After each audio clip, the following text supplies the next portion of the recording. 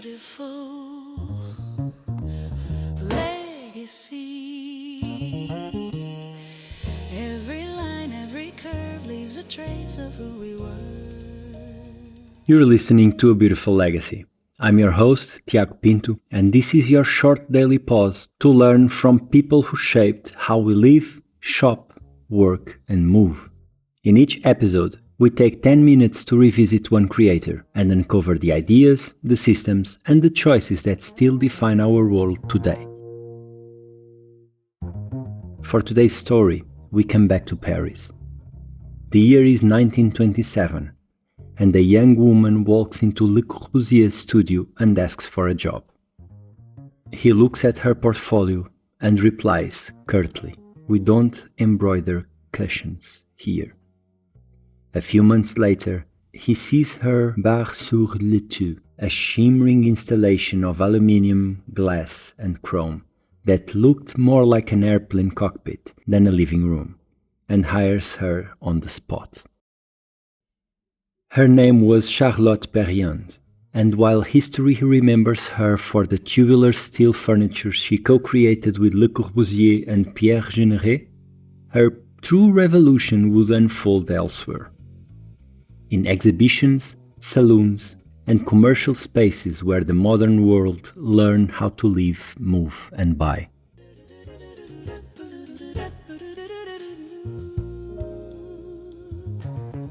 Charlotte Perriand was born in Paris in 1903, raised by a dressmaker mother who taught her that the relationship between material and form is deeply human. When she joined Le Corbusier's studio, she entered a world obsessed with rational order, a machine-age aesthetic where efficiency ruled and beauty was secondary. Perriand respected the logic but refused the coldness. For her, modernism wasn't a manifesto. It was a method to serve people better. The chaise longue LC4, the fauteuil grand confort, the B306 recliner, all icons of modern design, owed their sensual balance to her hand. Where Le Corbusier saw proportion, she saw posture. Where others draw a line, she drew comfort. Her early interiors were laboratories of living, exercises in ergonomics, proportion, and atmosphere. And within them lay a quiet revolution. If furniture could serve the body, space itself could serve the mind. By the late 1930s, Perriand began shifting her attention from domestic interiors to public pedagogy. How to teach people to live modernity. Every line, every curve leaves a trace of who we were. She curated exhibitions such as the Salons des Arts Ménagères and Forum Utile, where she staged environments that weren't mere displays, but lessons in life. Walking through her exhibitions was like walking through a story. Each corner suggested a new way to cook, store, sit, or rest. Practical, attainable, and humane. Light guided the visitor's eye. Materials invited touch. Circulation flowed like a conversation. In a time where commerce still relied on static vitrines and decorative opulence, Perriand treated exhibitions as immersive experiences. She didn't sell objects, she offered understanding. She showed that design could be emotional without being sentimental, functional without being sterile. In many ways, these were the first exercises in what we now call experiential retail. After the war, Perriand's philosophy expanded from home and exhibition to the collective scale. Her work on social housing, alpine resorts, and public interiors applied the same principles, clarity, proportion, and empathy, but now to systems of living. At Les Arcs, the alpine resort she helped conceive and furnish in the 60s and 70s, her vision reached full maturity. There, architecture, furniture, and commerce merged into a single ecosystem. Boutiques and cafes were treated as extensions of life, not interruptions. She replaced chrome and leather with wood, canvas, and daylight, materials that aged gracefully, echoing the surrounding mountains. In these spaces, she invented the retail experience. Displays were not about accumulation but about rhythm and flow. Shelves, counters, and seating formed continuous lines that invited movement rather than purchase pressure. It was modern commerce, stripped of spectacle, warm, rational, and effortlessly human.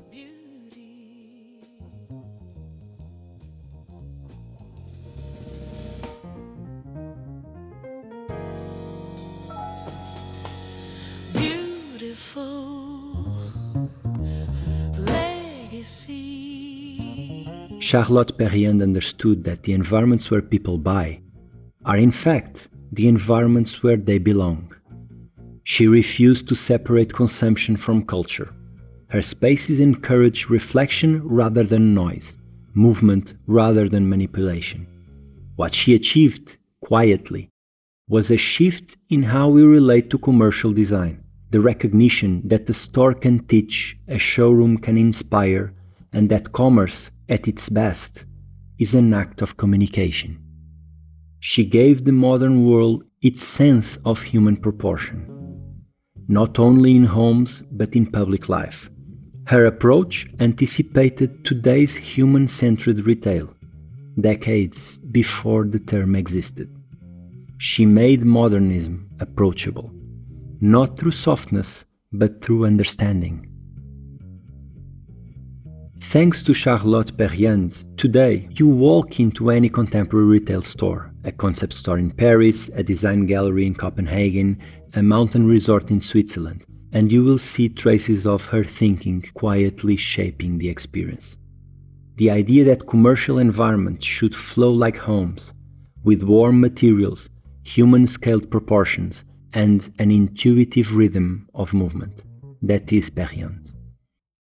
The belief that exhibitions should explain rather than impress, guiding people through narrative rather than spectacle. This is Perriand. The use of modular systems, adaptable shelving, flexible layouts, and natural light as a design tool instead of decorative mercy. Again, Perriand. She made everyday commercial spaces less about transaction and more about quality of life. She showed retailers that people respond not to pressure, but to clarity, not to clutter, but to coherence, not to cold efficiency, but to comfort with purpose. Modern experiential retail, from Tokyo's Muji to Nordic lifestyle stores, from curated food halls to sustainable mountain resorts, follows a path she carved decades ago. Spaces where commerce respects humanity, where design is a companion rather than a command. Today, we take for granted that shops can be serene, that furniture in showrooms is meant to be touched, that materials should warm the atmosphere, and that retail circulation should feel like a conversation rather than a maze. These are not market trends. They are the standards she set. Charlotte Perriand didn't just influence how we furnish our homes. She influenced how we experience the world in public, how we shop, how we learn, how we move through spaces built for us. Charlotte Perriand didn't design for display. She designed for dialogue. Her exhibitions were classrooms of life. Her boutiques, lessons in empathy. She showed that modern space could be efficient and still profoundly warm. She made modern commercial spaces human. And that, truly, is a beautiful legacy. Beautiful legacy. You've been listening to A Beautiful Legacy, a short moment of clarity in a moment built by remarkable minds. If it inspired you, follow the show and join me again on Tuesdays and Thursdays. Until then, keep noticing the beauty people leave behind. Beautiful legacy.